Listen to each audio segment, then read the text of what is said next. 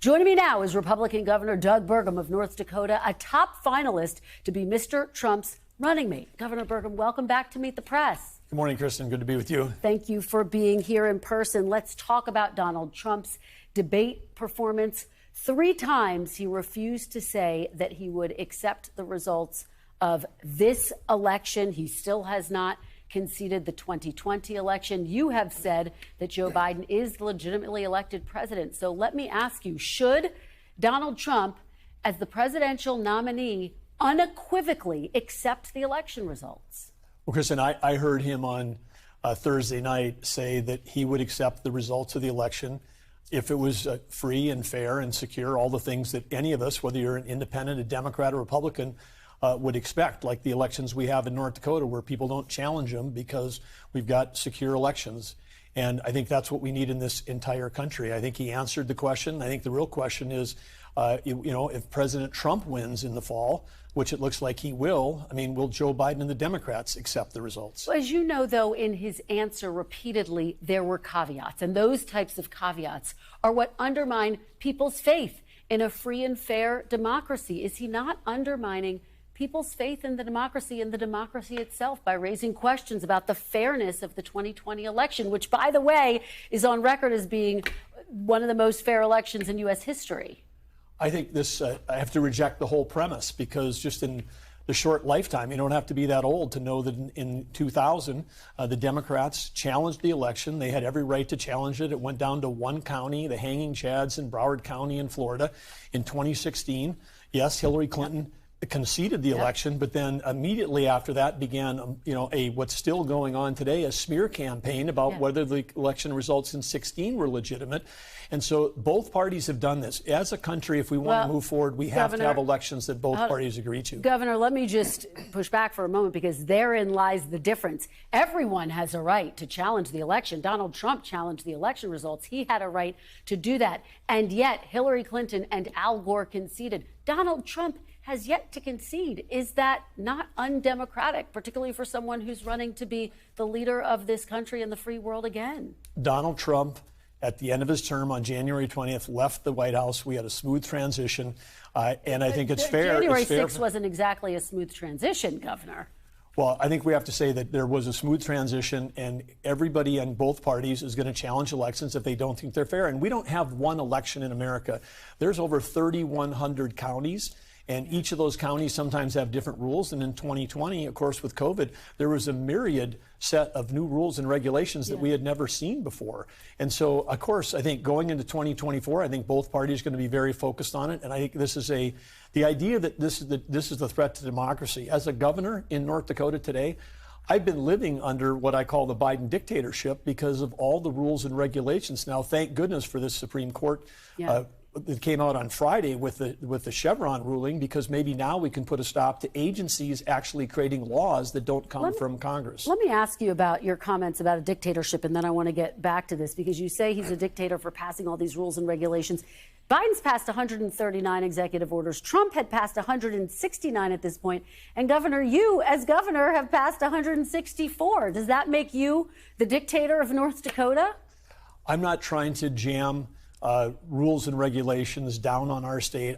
Most of President Trump's executive orders were trying to get rid of red tape. Joe Biden's actually creating a bunch of new, effectively, laws that are affecting our country. And I want to go back to the debate. I want to go back to the top. You asked about the debate. Every channel this morning should be talking about what happened. This was the most consequential, historic debate in history, because we've never had a debate where immediately after it's over, this is like a Rocky knockout. They should build a statue to Donald Trump at Georgia Tech, because everyone's talking about, should Joe Biden even stay in the race? That's never happened in our history. It was such a dominant performance by President Trump in this debate. It's also never happened in our history that someone has not actually accepted the election results, which is where this conversation began. So let me ask you, Governor, can you say, as someone who is on the short list to be Trump's VP nominee, can you commit here and now today to accepting the election results? Well, listen, these hypothetical questions that keep coming up imply that somehow that in every one of our 3,100 counties in America that everything is going to go perfectly. I've never commented on a bill before it reached my desk. I'm not going to comment on an election before it happened. You won't commit to accepting the election results, Governor? I will commit to if they're free and fair, of course. But this hypothetical question that everyone keeps asking, the Democrats won't accept it if they think if there are irregularities in the fall. Ask Joe Biden if he would accept it if he thought it wasn't free and fair. If he thought there was issues, would he accept it? So the premise that only one party gets asked this question is just a false premise. Well, again, the Democrats have said that they will accept the election results, and no Democrat has refused to concede who is running for office. Again, just one more time. Does that not undermine the democracy, people's faith in our democracy, to caveat it in the way that you have? Again, election officials have said the last election was the safest in U.S. history. What undermines the faith in democracy, and we've seen in the polls, people trust President Trump more than Biden on democracy right now. Yeah. And the Democrat Party in this election, 4 years ago, when we ended up with the current ticket on the Democrat side, that was this grand devil's bargain of everybody drop out, we're going with these two. Then the biggest lie that has been foisted on the American public was seen on Thursday night. People can't unsee what they saw. What they saw was, we've been told by the White House 2 weeks ago, the White House was attacking journalists, including your friends, saying that, no, you can't say these stories about that Joe Biden isn't capable of serving right now. And then all of America saw it. And you know who else saw it? Our adversaries saw it. Putin saw it. Xi saw it. Well, the Ayatollahs saw it. I mean, the nation, we keep talking about elections. We are at a greater national security risk today than we were on Thursday because the commander-in-chief showed that he's not capable of serving. Well, there's not proof of that. But, Governor, let me just ask you about the debate and a little bit more of what we saw. By one count, Donald Trump made more than 30 false claims during that debate. I want to play something you told my colleague Chuck Todd on this broadcast last year. Take a look. You ever lied in politics? No. That you know of? You don't believe you've ever lied? No. You feel like you've always told the truth as you understood it?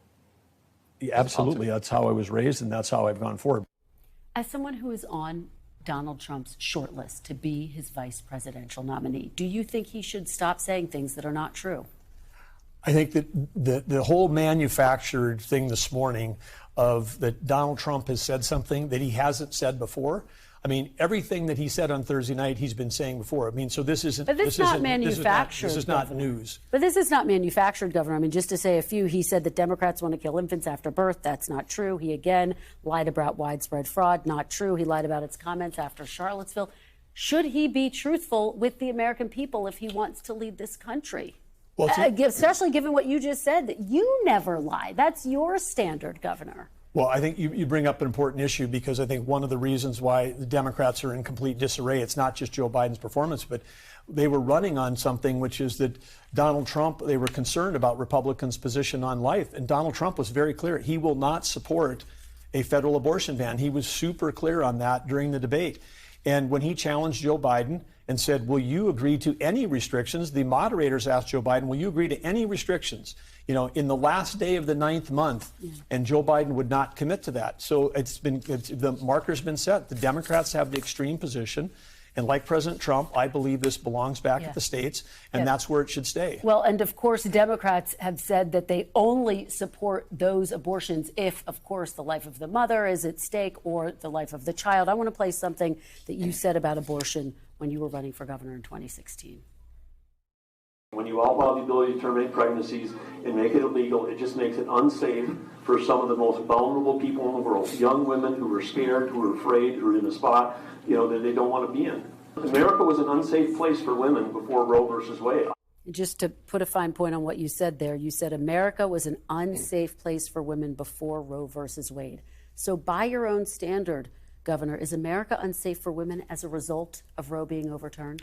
No, it's not. And of course, this is something that should have been returned to the states. So you've evolved in that, in your thinking in that? Because you said right there, it was unsafe for women before Roe was in place. Well, let's be clear. That was a comment from over 8 years ago.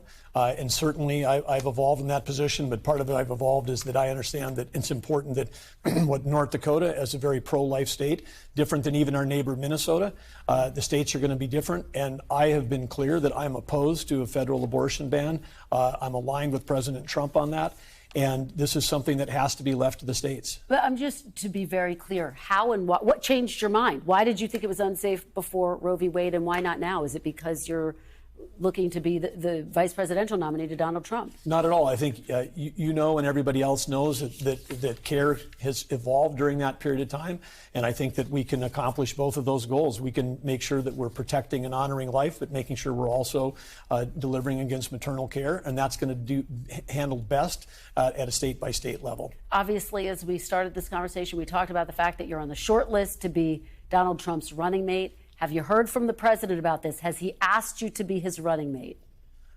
Everything about the process of the vice president thing, that's between the campaign and those that might be being considered. But I would just say that President Trump, after his strong debate performance on Thursday, at where he was going in the polls before that, what this is doing for his fundraising, the strong performance he has, is he's got so many good choices that he can pick for this job. He can probably win the election without a vice president thing going forward. But I think he'll make a decision. Have you had any conversations about it? Yes or no, Governor, before we go? We're out of time, but yes or no? That would be between the president and I.